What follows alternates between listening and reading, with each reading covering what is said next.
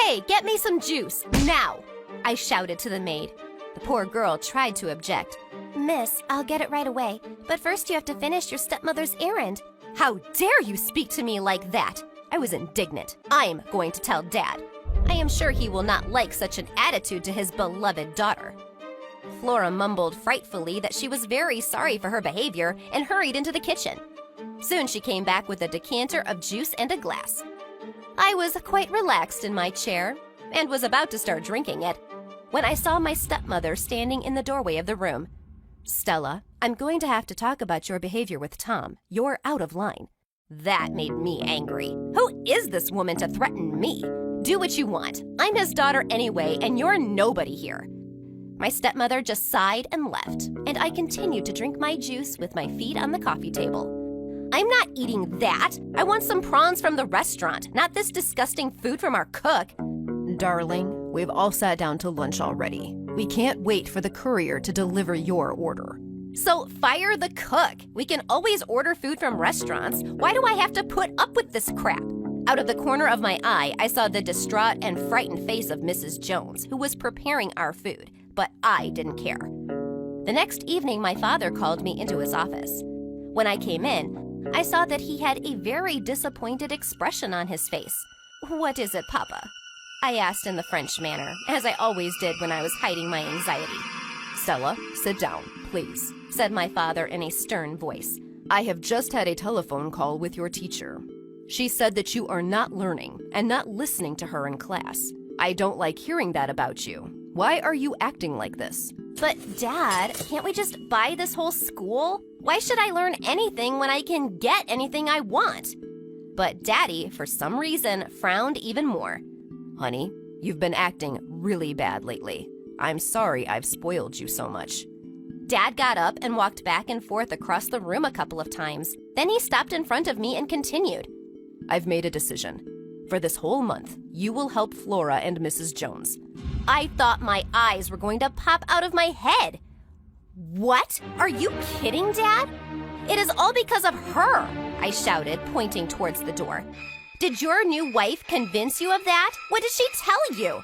I was so angry. How dare that woman say something bad about me to my dad?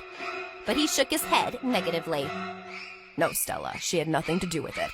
Maria complained about you, of course, but I see the way you behave myself, and I don't like it at all.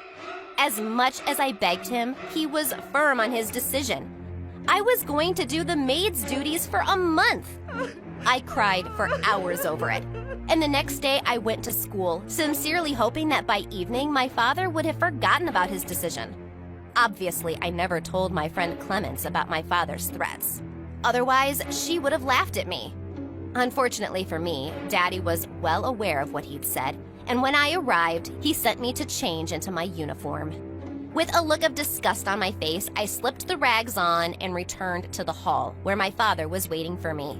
So, Stella, let me tell you about your new duties. First, you will be cleaning your room, as well as helping Flora clean the rest of the house. Sweep the floors 3 times a week, and dust the shelves every Sunday.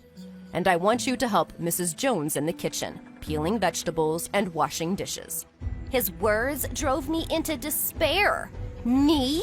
Do I have to do the dishes and take orders from some maid? I was so beyond angry.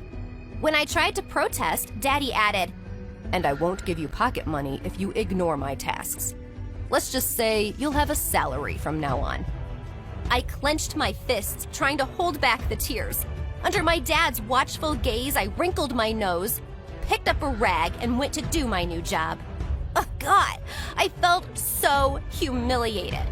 Even though Flora had explained to me in great detail where and what should be dusted. When I was halfway done dusting and was about to leave from my room, Daddy reappeared. I changed my route and went to the kitchen, where Mrs. Jones was cooking dinner.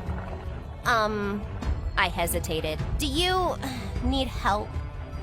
I could barely get the words out. The woman smiled warmly at me, in spite of all my crankiness and complaints about her food. I was so surprised by the cook's reaction. I even felt guilty for previously treating her so poorly.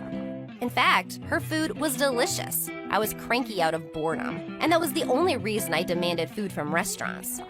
For about an hour, Mrs. Jones and I fussed in the kitchen. It turned out to be more interesting than I imagined. Finally, it was all done. The whole family gathered in the dining room. I watched with some excitement as they ate what I had prepared. Dad, after tasting it, smiled at me. "It's delicious." After hearing that, I tasted the food too, and was very surprised. Indeed, it tasted so good. Perhaps it was because I was more tired than usual. Stella, the girls and I have decided to take turns hosting parties. I'm organizing one on Friday, and Chris is organizing one on Saturday. Will you be able to come over? Clemence asked me as soon as we met at school. Of course, I happily agreed. And then I remembered that Dad had decided to do a spring cleaning on Saturday. I rushed to clarify. What time does it start? Clemence frowned, trying to remember. About 7 o'clock in the evening. Of course, I didn't tell her that I had until after 7 to finish the cleanup. We started talking about the outfits we wanted to wear to the parties. The week went by quickly, though. I still hated my new role. Being a maid sucks. I was very lucky that I was born into a wealthy family, and now I only do housekeeping because of my dad's punishment. I liked cooking better. One time, when Mrs. Jones and I were cooking lunch, I mentioned that I really liked her last pie, and the woman offered to teach me how to bake it. I don't know why, but I agreed. Mrs. Jones gave me a bowl and the ingredients. I started mixing them the way she told me to. Sometimes I thought I was doing something wrong, but she wasn't correcting me. Finally, I put the dough in a form, poured the jam over it, and put it in the oven. Pretty soon, the smell spread through the house, and I fidgeted in my chair with anticipation. First, you will be cleaning your room. My parents began to peek into the kitchen with interest too, asking how soon it would be ready. They were already hungry. When Mrs. Jones took the pie out of the oven, I didn't wait for it to cool and immediately cut a piece for myself to taste. It was so good, I didn't want to say anything else. Finally, Saturday came. I'd been cleaning up since morning so I could make it in time for the evening. But as soon as I was about to finish, the front door opened and Clemence appeared on the doorstep. She froze when she saw me with a rag in my hand. I looked at her, frightened. Something told me that my friend would not say anything good to me. And I was right. Stella, are you telling me that you're doing it? Oh, no. I hope you have some excuse. You're not cleaning now, are you?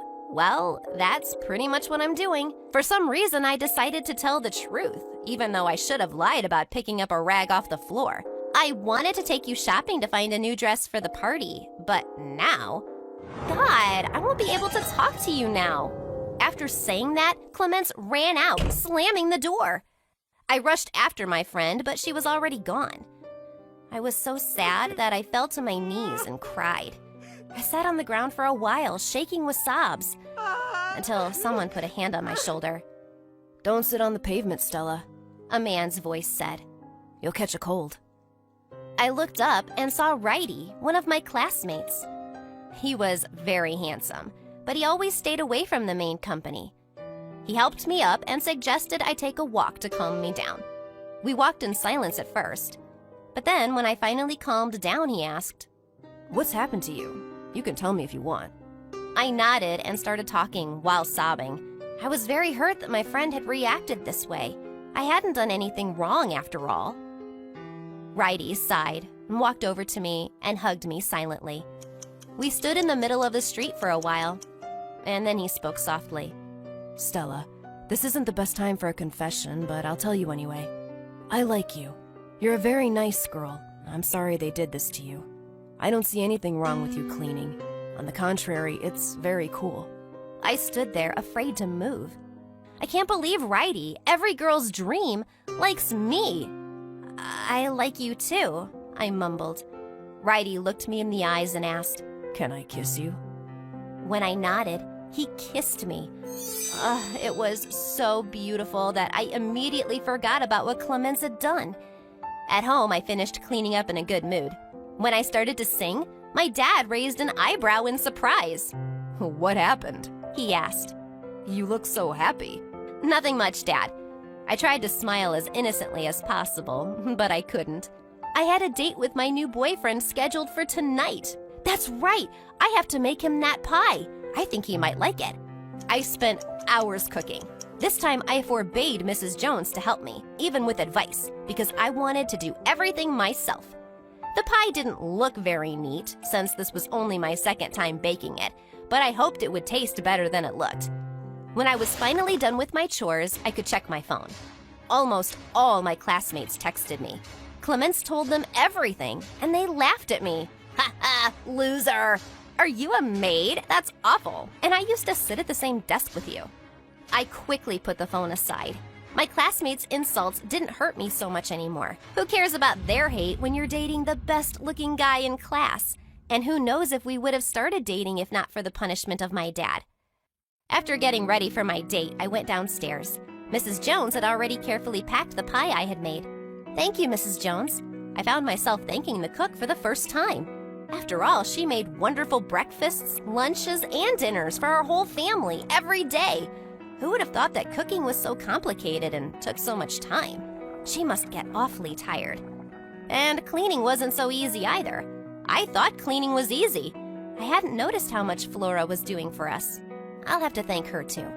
Since then, I've been behaving better. And I've started, unlike my dumb friends and classmates, to treat people of all trades with respect. Would you have been able to handle my punishment? Share your opinion in the comments, like this video, and subscribe to the channel.